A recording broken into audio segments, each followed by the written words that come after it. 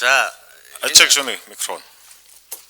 за энэ сонсголын ач холбогдлыг бид ингэж бууруулж болохгүй л дээ.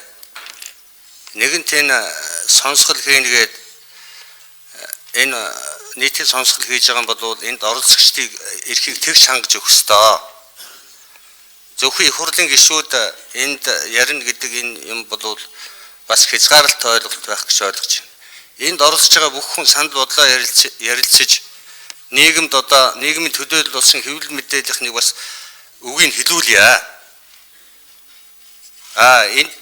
Энэ хэвлэл мэдээлэл бусад оролцогчдын үгийг хэлж үзэл бодол тэр баримтыг сонсохгүй бол бид зүгээр энэ их хурлынхаа танхим дотор орж их хурлын гишүүд ярилцъя. Тийм учраас одоо энэ инквайр гишүүн, дор чанд гишүүн, алтан үе гишүүдийн сандыг дэмжиж байгаа.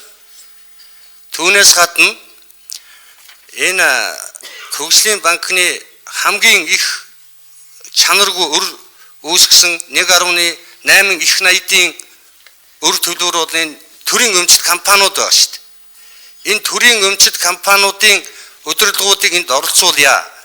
Тэр төрийн өмчийн бодлого зохицуулалтын газар гэж Монголын төрийн өмчийг хариуцдаг энэ байгууллагыг оруулж ирэх хэрэгтэй.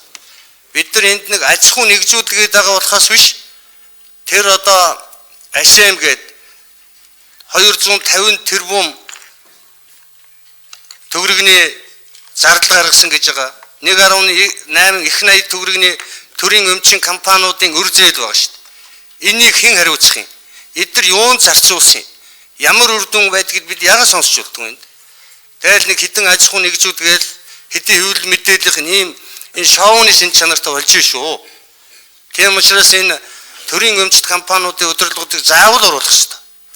Тэр яагаад тэр өнөөдөр хамгийн одоо их өр төлбөр өр үүсгэсэн энэ төрийн өмчит компаниудын удирдлагуудыг энд заавал авч оролцуулъя гэсэн ийм одоо гормын саналыг гаргаж